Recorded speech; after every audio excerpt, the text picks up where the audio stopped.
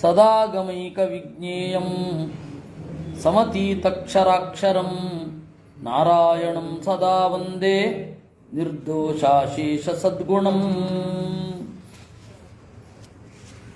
ನಾವು ವೇದದ ಬಗ್ಗೆ ಏನು ಅಭಿಪ್ರಾಯ ಪಡುತ್ತೆ ಅನ್ನೋದನ್ನು ನೋಡಿದೆವು. Page number 30. ಈಗ ಆ ಶಬ್ದದಿಂದಲೇ ನೀವು ಎಲ್ಲವನ್ನೂ ತಿಳಿಯಬಹುದು ಅಂತ ಹೇಳ್ತಾ ಇದ್ದಾರೆ. ವೇದ ಅಂದರೆ ಏನು, ಶ್ರುತಿ ಅಂತ ಯಾಕೆ ಹೆಸರು, ಅದನ್ನು ದೃಷ್ಟಿ ಅಂತ ಯಾಕೆ ಕರೀತಾರೆ, ಈ ಶಬ್ದವೇ ನಿಮಗೆ ಪರಿಚಯ ಮಾಡಿಕೊಡುತ್ತೆ ಅಂತ. ಮಧ್ವಾಚಾರ್ಯರ ಒಂದು ಸಿದ್ಧಾಂತ ಅನ್ವಿತಾಭಿಧಾನವಾದವನ್ನು ಒಪ್ಪತ್ತೆ. ಅನ್ವಿತಾಭಿಧಾನ ಅಂದರೆ ಏನು? ಒಂದು ವಸ್ತುವಿನ ಹೆಸರು ಕೇಳಿದಾಗ ಆ ವಸ್ತುವಿನ ಗುಣಗಳೆಲ್ಲದರ ಸ್ಮರಣೆ ಸಹಜವಾಗಿ ಬಂದ್ಬಿಡುತ್ತೆ. ಅದು ಅನ್ವಿತಾಭಿಧಾನವಾದದ ತಿರುಳು. ಹೀಗಾಗಿ ಒಂದು ವಸ್ತುವನ್ನು ಉಚ್ಚಾರ ಮಾಡುವಾಗಲೇ ಅದರೆಲ್ಲದರ ಗುಣಗಳು ಪ್ರಜ್ಞಾಪೂರ್ವಕವಾಗಿ ಶಬ್ದ ಪ್ರಯೋಗ ಮಾಡುವವನಿಗೆ ಬರುತ್ತೆ. ಬೆಳಗ್ಗೆ ಅನುವ್ಯಾಖ್ಯಾನದಲ್ಲಿ ಈ ಅಂಶದ ಬಗ್ಗೆ ವಿಸ್ತಾರವಾದ ಮಾತುಕತೆ ಆಯಿತು. ಬೇರೆ ಭಾಷೆಯಲ್ಲಿ ಈಗ ಇರುವ ಯಾರು ಲಿಂಗ್ವಿಸ್ಟ್ ಇದ್ದಾರೆ ಅವರಲ್ಲಿ ಅಗ್ರಗಣ್ಯ ಸ್ಟೀವ್ ಪಿಂಕರ್ ಅಂತ. ಈಗ ಅವನಿನ್ನು ಬದುಕಿದ್ದಾನೆ, ಸ್ಟೀವ್ ಪಿಂಕರ್. ಅವನು ಹೇಳ್ತಾನೆ, ಇಂಗ್ಲೀಷಿನಲ್ಲಿ ಒಂದು ಲೆಕ್ಸಿಕನ್ ಇರುತ್ತೆ. ಆ ಲೆಕ್ಸಿಕನ್ ಹೆಂಗೆ ಕೆಲಸ ಮಾಡುತ್ತೆ? ಯಾವುದೋ ಒಂದು ಶಬ್ದವನ್ನು ತೆಗೆದರೆ ಅದಕ್ಕೆ ಈ ಅರ್ಥ ಅಂತ ಅಷ್ಟೇ ಹೇಳುತ್ತೆ. ಅಬ್ಬಬ್ಬ ಅಂತ ಹೇಳಿದ್ರೆ ಕೆಲವೊಂದು ಡಿಕ್ಷನರಿಗಳಲ್ಲಿ ಅದು ಎಲ್ಲಿ ಪ್ರಯೋಗವಾಗಿದೆ ಅಂತ ಇರಬಹುದೋ ಏನೋ, ಅದು ಬಹಳ ರೇರು. ಥೆಸಾರಸ್ಸು ಅಲ್ಲೇ ಕೆಳಗಡೆ ಕೊಡ್ತಾರೆ, ಸಮಾನ ಪದ ಪರ್ಯಾಯ ಪದವನ್ನು ಅಲ್ಲೇ ಕೊಟ್ಟಿರ್ತಾರೆ. ಇದು ಡಿಕ್ಷನರಿಯ ಸಾಮಾನ್ಯ ಲಕ್ಷಣ. ಆದರೆ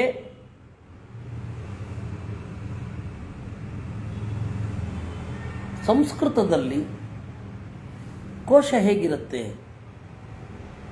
ಪರ್ಯಾಯ ಪದಗಳಿರುತ್ತೆ. ಅದರ ನಿರ್ವಚನ, ಅದರ ವ್ಯಾಕರಣದ ವಿಶೇಷ, ಅದರಿಂದ ಹೊಮ್ಮುವ ಅರ್ಥ,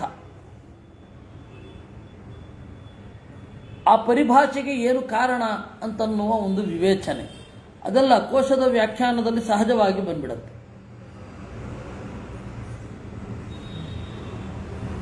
ಇದು ಅನ್ವಿತಾಭಿಧಾನವಾದಕ್ಕೆ ದೊಡ್ಡ ನಿದರ್ಶನ.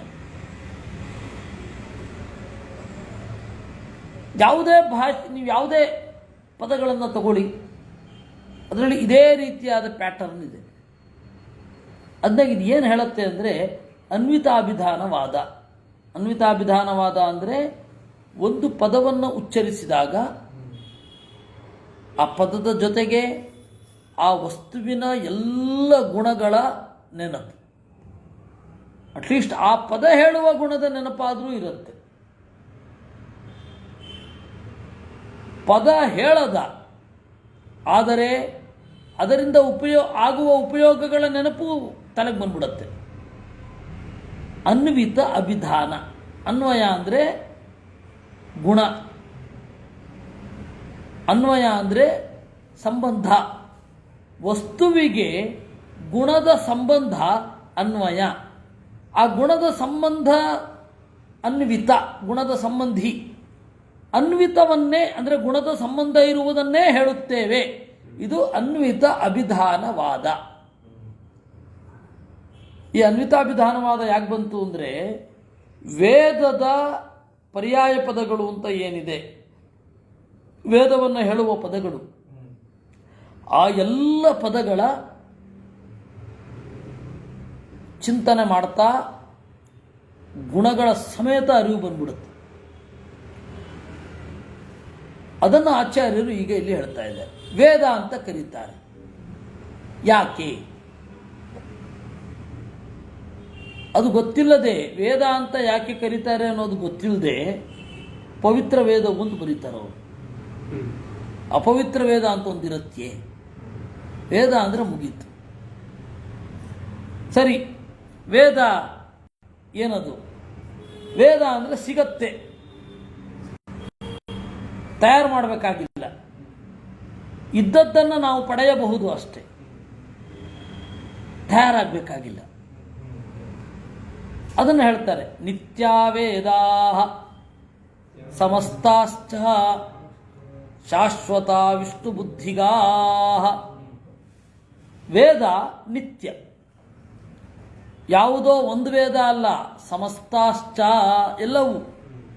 ಚ ಅಂದ್ರು ಎಲ್ಲ ವೇದಗಳ ಬ್ರಾಹ್ಮಣ ಆರಣ್ಯಕ ಉಪನಿಷತ್ತುಗಳೂ ಕೂಡ ನಿತ್ಯ, ಶಾಶ್ವತ, ಒಂದೇ ರೀತಿಯಾಗಿರ್ತವೆ, ಒಂದು ಚೂರು ವಿಕಾರ ಇರಲ್ಲ. ಹೇಗೆ? ಯಾಕೆ? ವಿಷ್ಣು ಬುದ್ಧಿಗಾ, ದೇವರ ಬುದ್ಧಿ ಶಾಶ್ವತ. ದೇವರ ಬುದ್ಧಿ ಒಳಗಡೆ ಹೊಳೆಯೋದು ಶಾಶ್ವತ ಆಗಿರಬಾರ್ದೆ. ಸರ್ಗೇ ಸರ್ಗೇ ಮುನೈವೈತೆ, ಪ್ರತಿಯೊಂದು ಸೃಷ್ಟಿಯಲ್ಲಿಯೂ ಅಮುನೈವ ಪರಮಾತ್ಮನಿಂದಲೇ ಉದ್ಗೀರ್ಯಂತೆ ಹೇಳಲ್ಪಡುತ್ತವೆ. ಹೇಗೆ? ತಥೈವ ಚ, ಮೊದಲಿನದ್ದು ಹೇಗೋ ಹಾಗೇ. ತತ್ಕ್ರಮೇಣೈವ, ಕ್ರಮ ವ್ಯತ್ಯಾಸವೂ ಆಗಲ್ಲ. ತೈರ್ವರ್ಣೈ, ಅದದೇ ವರ್ಣಗಳಿರುತ್ತೆ. ಅಷ್ಟೇ ಅಲ್ಲ, ಅಕ್ಯುರಸಿಯ ಲೆವೆಲ್ ಎಷ್ಟು ಅಂದರೆ ಸ್ವರೈರೇವಾ, ಅದೇ ಸ್ವರ. ಅದರಿಂದಾಗಿ ವೇದ ಮೊದಲು ನಾವು ಹೇಗೆ ಹೊಂದಿರ್ತೇವೋ ನಂತರವೂ ಹಾಗೆ ಸಿಗತ್ತೆ, ಒಂಚೂರು ವ್ಯತ್ಯಾಸ ಆಗಲ್ಲ. ಅತಃಶ್ರುತಿತ್ವಮೇತಾಸಾಂ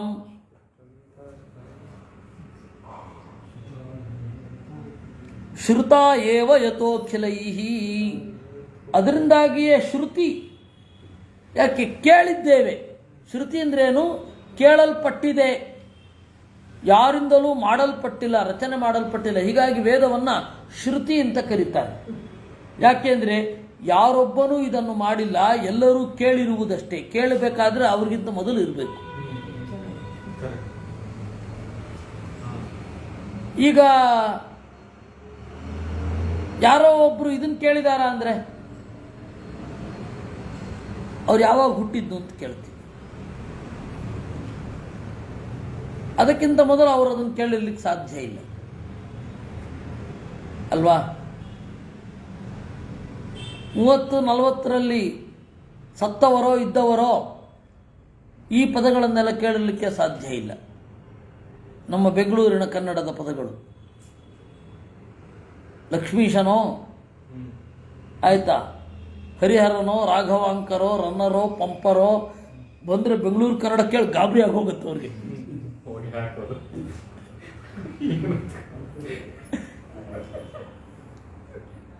ಯಾಕೆ?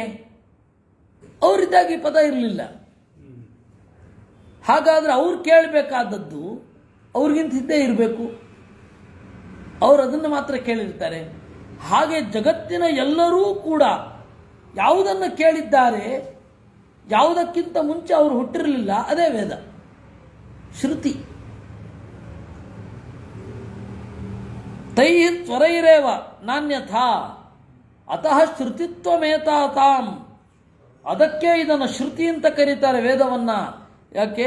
ಶ್ರುತಾಯೇವ ಯಥೋಖಿಲೈಹಿ, ಎಲ್ಲರಿಂದ ಕೇಳಲ್ಪಟ್ಟಿದೆ ಅಷ್ಟೇ ಅಲ್ಲ. ಮತ್ತೆ ಹೊಳಿತು ಅಂತಾರೆ.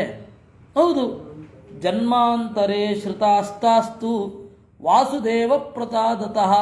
ಜನ್ಮಾಂತರದಲ್ಲಿ ಕೇಳಿದ್ದು ದೇವರ ದಯೆಯಿಂದ, ದೇವರ ಅನುಗ್ರಹದಿಂದ ಮುನಿಗಳಿಗೆ ಹೊಳೆಯುತ್ತೆ. ಅದು ಭಾಗೇನೈವ, ಪಾರ್ಶಿಯಲಿ, ನ ಸರ್ವಶಃ, ಪೂರ್ತಿಯಾಗಿ ಅಲ್ಲ. ಅದರಿಂದಾಗಿ ಯಾವುದೋ ಯಾಜ್ಞವಲ್ಕ್ಯರಿಗೆ, ಯಾವುದೋ ಭಾರದ್ವಾಜರಿಗೆ ವೇದ ಹೊಳೆದಿರುತ್ತೆ, ಅವ್ರು ಇನ್ನೊಂದು ವೇದವೂ ಹೊಳೆದಿರುತ್ತೆ. ಆದರೆ ಇಲ್ಲ, ಎಲ್ಲರಿಗೂ ಎಲ್ಲ ವೇದಗಳು ಹೊಳೆದಿರಲ್ಲ. ಯಾರಿಗೆ ಯಾವ ಋಕ್ಕುಗಳಿಗೆ ಇವರು ಋಷಿಗಳು ಅಂತ ಹೇಳಿರ್ತೀವೋ ಅವರಿಗೆ ಅದು ಹೊಳೆದಿರುತ್ತೆ. ಅದಕ್ಕೆ ಕ್ಷುದ್ರ ಸೂಕ್ತರು ಮಹಾಸೂಕ್ತರು ಅಂತ ಋಷಿಗಳ ಹೆಸರು. ಸೂಕ್ತಕ್ಕಲ್ಲ, ಸೂಕ್ತ ಕ್ಷುದ್ರ ಅಲ್ಲ, ಮಹತ್ತಲ್ಲ, ದೊಡ್ಡ ಮೂಲವೇದದ ಭಾಗವೇ. ಕ್ಷುದ್ರ ಸೂಕ್ತರಂದ್ರೆ ಇವ್ರು ಮಾತ್ರ ಸ್ವಲ್ಪ ಕಂಡಿದ್ದಾರೆ ಅಂತ. ಒಬ್ಬನೇ ಒಬ್ಬ ಇದು ಒಂದೇ ಒಂದು ರುಕ್ಕನ್ನು ಕೂಡ ಕಂಡವರಿದ್ದಾರೆ. ಅದೇ ಹೇಳ್ತಿರ್ತೇನಲ್ಲ, ಒಬ್ಬ ರಾಣಿಯ ಮಗಳನ್ನ ಒಬ್ಬ ಋಷಿ ಪ್ರೀತಿಸ್ದ, ನಿನಗೆ ಒಂದೂ ವೇದ ಹೊಳೆಯದೆ ನಾನು ಕೊಡಲ್ಲ ಅಂದು. ಆಯಾ ಕಾಲದಲ್ಲಿ ಆಯಾ ಒಂದು ಪ್ಯಾರಾಮೀಟರ್. ನನ್ನ ಮಗಳನ್ನು ಕೊಡಬೇಕು ಅಂದರೆ ನಿನಗಿದಿರಬೇಕು. ಅವನ ಮಗಳಿಗೆ ಅದು ವೇದ ಗೊತ್ತಿತ್ತೋ ಗೊತ್ತಿಲ್ವೋ ಗೊತ್ತಿಲ್ಲ, ಬೇರೆಯವ್ರ ಮೇಲೆ ಎಕ್ಸ್ಪೆಕ್ಟೇಷನ್ ಅಂತೂ ಇರುತ್ತಲ್ಲ. ನನ್ನ ಮಗಳನ್ನು ಕೊಡಬೇಕು ಅಂದರೆ ಈ ತರಹ ಇರಬೇಕು ಅಂತ. ಹೀಗಾಗಿ ಕೊಡಬೇಕು, ಕೊಡ್ತೇನೆ, ಆ ಹೊಳೆದ್ರೆ ಮಾತ್ರ ಕೊಡ್ತೀನಿ. ಆಗ ಅವನು ಕಷ್ಟಪಟ್ಟು ಒಂದೇ ಒಂದು ರುಕ್ಕಿನ ಒಂದು ಮಂತ್ರವನ್ನು ಕಂಡ. ಆಮೇಲೆ ಅವರು ಕ್ಷುದ್ರ ಸೂಕ್ತ, ಅವ್ರನ್ನೆಲ್ಲ ಕ್ಷುದ್ರ ಸೂಕ್ತರು ಅಂತ ಕರೀತಾರೆ. ಕ್ಷುದ್ರ ಸೂಕ್ತರು, ಮಹಾಸೂಕ್ತರು, ಮಧ್ಯಮ ಸೂಕ್ತರು, ಹೀಗೆಲ್ಲ ಇದೆ. ಶತರ್ಚಿಗಳು ಎಲ್ಲ ವಿಭಾಗಗಳನ್ನು ನಾವು ಐತರೆಯ ಉಪನಿಷತ್ತಿನಲ್ಲಿ ಕಾಣ್ತೇವೆ. ಇದು ಒಂದು ಕಥೆ ಇದೆ. ಅಲ್ಲಿ ಸೂಕ್ತ ಕ್ಷುದ್ರ ಅಲ್ಲ, ಒಂದನ್ನೇ ಕಂಡವ ಅನ್ನೋ ಅರ್ಥದಲ್ಲಿ ಆ ಮುನಿಗನ್ವಯ. ಅದರಿಂದಾಗಿ ಎಲ್ಲವೂ ಹೊಳೆಯೋಲ್ಲ ಎಲ್ಲರಿಗೂ, ಒಬ್ರಿಗೆ ಮಾತ್ರ ಹೊಳೆದಿರುತ್ತೆ. ಎಲ್ಲವೂ ಹೊಳೆಸಿಕೊಳ್ಳುವವರು ಕೆಲವರಿದ್ದಾರೆ. ಋಷಿಗಳಲ್ಲಿ ಹೇಳ್ತಾ ಇರೋದು ಮುನಿ ನಾಮ. ಅದು ಭಾಗೇನೈವ, ಪಾರ್ಶಿಯಲಿ ಅವ್ರಿಗೆ ಹೊಳೆಯುತ್ತೆ. ನ ತರವಚಃ, ಪೂರ್ತಿ ಅಲ್ಲ. ಯತಸ್ಥ ಹರಿಣಾದೃಷ್ಟಾಹ. ಇನ್ನು ಬ್ರಹ್ಮಸೂತ್ರಗಳಲ್ಲಿ ದರ್ಶನಾಥ್ ಅಂತಾರೆ. ಕಂಡಿದೆ, ಕಂಡಿದೆ ಅಂದರೆ ಅಲ್ಲಿ ವೇದ ಅಂತ ಅರ್ಥ ಬರೀತಾರೆ ಆಚಾರ್ಯರು. ಯಾಕೆ? ಹೌದು, ದೇವರು ಮಾತ್ರ ಕಂಡಿರೋದು, ಹೀಗಾಗಿ ಆ ಎಕ್ಸ್ಕ್ಲೂಸಿವ್ ದರ್ಶನ ಅವನಿಗೆ. ಹೀಗಾಗಿ ದೃಷ್ಟಿ ಅಂದರೆ ವೇದ. ಇದಮಾಹ ದರ್ಶಯತಶ್ಚೈವಂ ಅಂತ ಒಂದು, ದರ್ಶಯತಶ್ಚೈವಂ ತಥಾಚ ದರ್ಶಯತಿ.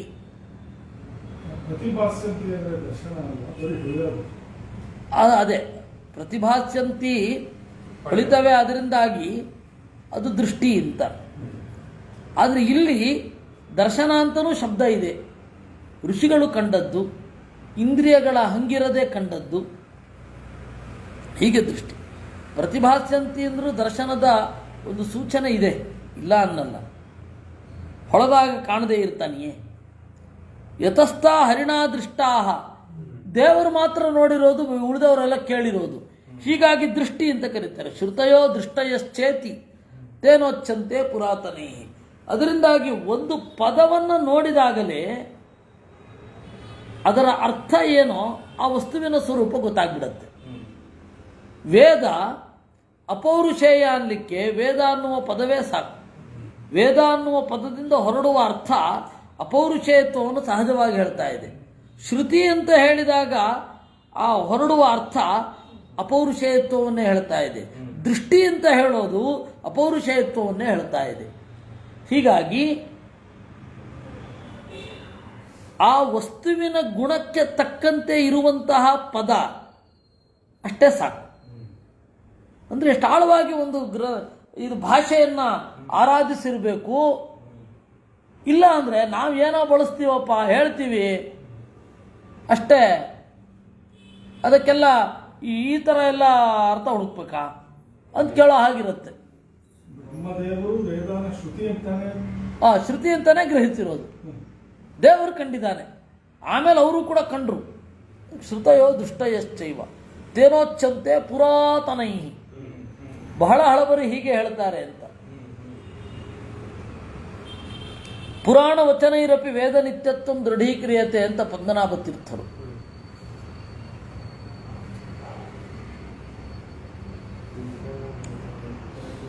ಅವ್ರು ಕೇಳಬೇಕು, ಪವಿತ್ರ ವೇದವು ಅಂತ ಹಾಕೊಂಡಿದ್ದಾರಲ್ಲ ಮುಟ್ಟಾಳು ತರ್ಗುಪೇಟೆ ಎದುರುಗಡೆ. ವೇದ ಅನ್ನೋ ಶಬ್ದಕ್ಕೆ ಅರ್ಥ ಗೊತ್ತಿದ್ರೆ ನಿಮಗೆ, ಆ ಮ್ಯಾಥ್ಯೂ, ಲ್ಯೂಕು, ಸೆಂಟ್ ಜಾನ್ ಅಂತ ಅಪೋಸ್ಟಲ್ಸ್ ಇದಾರಲ್ಲ, ಅವರಿಗಿಂತ ಮೊದಲು ಯಾರಿಗಾದರೂ ಸಿಕ್ಕಿತ್ತಾ ಸಿಕ್ಕಿರಲಿಲ್ವಾ ಈ ಚರಿತ್ರೆ ಅಂತ ಕೇಳಬೇಕು. ಯಾಕೆಂದ್ರೆ ಸತ್ಯವೇದ ಅಂದರೆ ಮಿಥ್ಯಾವೇದ ಒಂದಿದೆ ಅಂತ ಆಯ್ತು. ವೇದ ಅಂದ್ರೆ ಮುಗೀತು, ಇದ್ದದ್ದು ಸಿಕ್ಕಿದ್ರೆ ವೇದ. ಸತ್ಯವೇದ ಏನದರಲ್ಲಿ? ಇನ್ನು ಪವಿತ್ರ ವೇದವು ಅಂತ, ಅಪವಿತ್ರವಾದ ವೇದ ಎಲ್ಲಿದೆ? ಅಲ್ಲ, ನಾವು ಆ ತರಹ ದಡತನ ಮಾಡ್ತಾ ಇಲ್ವೇ? ಸುಮಧ್ವಾಚಾರ್ಯ ಅಂದರೆ ಒಳ್ಳೆ ಮಧ್ವಾಚಾರ್ಯ, ಕೆಟ್ಟ ಮಧ್ವಾಚಾರ್ಯ ಎಲ್ಲಿದ್ದಾರೆ? ಮಧ್ವಾಚಾರ ಅಷ್ಟೇ. ಹಾಗೆ ವೇದ ವೇದ ಅಷ್ಟೇ. ಈ ಪುರಾಣ ವಚನಗಳು ಕೂಡ ವೇದದ ನಿತ್ಯತ್ವವನ್ನು ಹೇಳ್ತಾ ಇದೆ. ಅದನ್ನು ಆಚಾರ್ಯರು ಉಲ್ಲೇಖಿಸ್ತಾರೆ. ನಿತ್ಯಮಪಿ ಪ್ರಧಾನಂ ಕದಾಚಿತ್ ವಿಕರೋತಿ.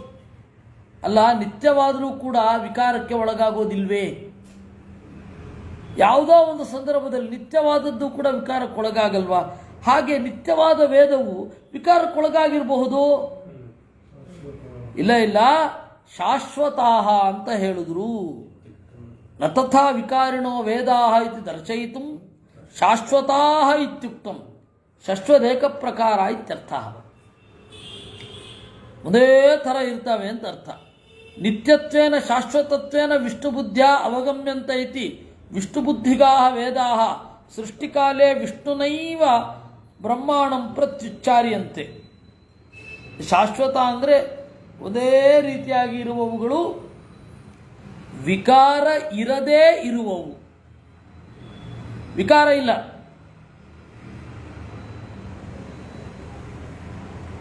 ನಿತ್ಯವೂ ಶಾಶ್ವತವೂ ಆಗಿ ವಿಷ್ಣು ಬುದ್ಧಿ ಅದನ್ನು ಗ್ರಹಿಸಿರುತ್ತೆ.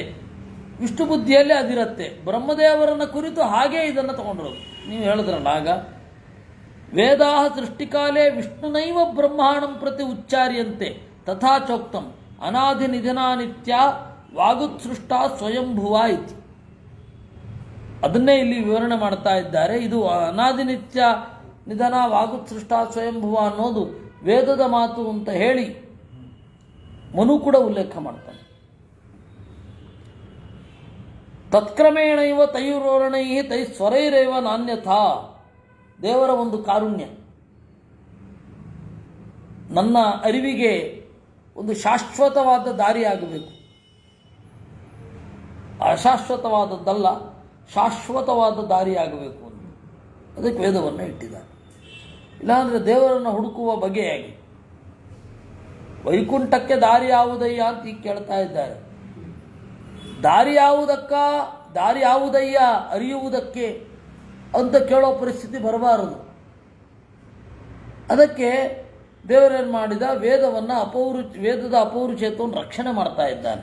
ಇಲ್ಲಾಂದರೆ ಒಂದು ಕ್ಷಣ ದೇವರ ಅಪೌರುಷೇತ್ವವನ್ನು, ವೇದದ ಅಪೌರುಷೇತ್ವವನ್ನು ಮುರಿದು ವೇದ ಗೀದ ಎಲ್ಲ ಬೇಡ, ನಾನು ಹೇಳ್ತಾ ಇದ್ದೀನಿ ಒಪ್ಕೊಳ್ಳಿ ಅಂತ ಅಂದುಬಿಟ್ರೆ ಮರುಭೂಮಿಯಿಂದ ಬಂದ ಕಥೆ ಆಗೋಗುತ್ತದು. ನಮ್ದಾಗಲ್ಲ. ವೇದವ್ಯಾಸರು ಸಾಕ್ಷಾತ್ ದೇವರು, ಅವ್ರ ಪ್ರಾಮಾಣ್ಯ ಹೇಗೆ ಹೇಳೋದು? ವೇದಾನುತಾರಿತ್ವಾತ್ ಪ್ರಾಮಾಣ್ಯಂ ಅಂತ. ಯಾಕೆಂದ್ರೆ ಅಷ್ಟು ನಿರ್ದಿಷ್ಟವಾದದ್ದು ಇದು ಅಂತ. ಎಷ್ಟ ಕ್ರಮಸ್ಥಿತ ಸಯೇವ ಏತತ್ ಕಲ್ಪಾದವು ವಿಷ್ಣುನ ಉದ್ಗೀರ್ಯಂತೆ. ಸಂಹಿತಾ ಪಾಠ ಪದಪಾಠಾದಿಗಳಲ್ಲಿ ಅಗ್ನಿಮೀಳೆ ಅಂತಲೇ ಹೇಳೋದು, ವನ್ಹಿಮೀಳೆ ಅಂತನೂ ಆಗಲ್ಲ, ಈಳೆ ವನ್ಹಿಮ್ಮೂ ಆಗಲ್ಲ. ಯಾವತ್ತಿದ್ರೂ ಅಗ್ನಿಮೀಳೆನೆ. ಪರ್ಯಾಯ ಪದಗಳನ್ನೆಲ್ಲ ಹಾಕಿ ಜೋಡಿಸ್ಬಿಡಲ್ಲ.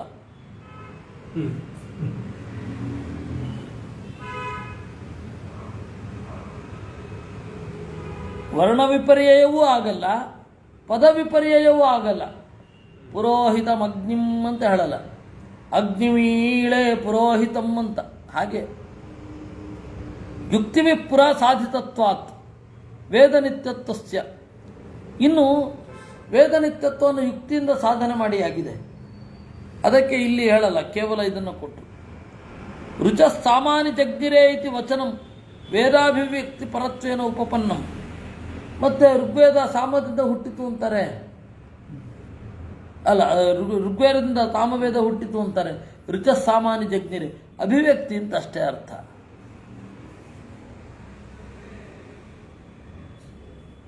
ಯಥಾ ದೇವದತ್ತೋ ಜಾತಃ ಇತ್ಯತ್ರ ಜಾತಶಬ್ದೇನ ಧನಿ ಪ್ರಾದುರ್ಭಾವೇ ಇತಿ ಧಾತೋಃ ದೇವದತ್ತಾಖ್ಯ ಚೇತನಸ್ಯ ಅಭಿವ್ಯಕ್ತಿರುಚ್ಯತೆ ನತು ಅಭೂತ್ವ ಭಾವಿತ್ವಂ. ದೇವದತ್ತೋ ಜಾತಃ ಅಂತಂದರೆ ಅಭಿವ್ಯಕ್ತನಾದ ಅಂತ ಹೇಳ್ತೇವೆ ವಿನಃ ಆ ಜೀವ ಇದೇ ಮೊದಲು ಇಲ್ಲಿಗೆ ಬಂದಿದ್ದು ಭೂಮಿಗೆ ಅಂತ ಹೇಳ್ತಾ ಇರೋದು. ಹೇಗೋ ಹಾಗೆ ಶ್ರುತಯ ದೃಷ್ಟಯ ಅಂದರೆ ಮುಗೀತು. ಈ ಜನ್ಮದಲ್ಲಿ ಯಾರೂ ಕೂಡ ನಿರ್ಮಾಣ ಮಾಡಿಲ್ಲ ಅಂತ ಅರ್ಥ. ಹೀಗೆ ವೇದಕ್ಕೆ ಇರುವ ಪರ್ಯಾಯ ಪದಗಳೇ ಸಾಕು ಅಂತಾರೆ. ಇಷ್ಟು ಇವತ್ತಿಗೆ ಸಾಕು. ಮುಂದೆ ಮುಂದುವರಿಸೋಣ. ಕೃಷ್ಣಾರ್ಪಣ.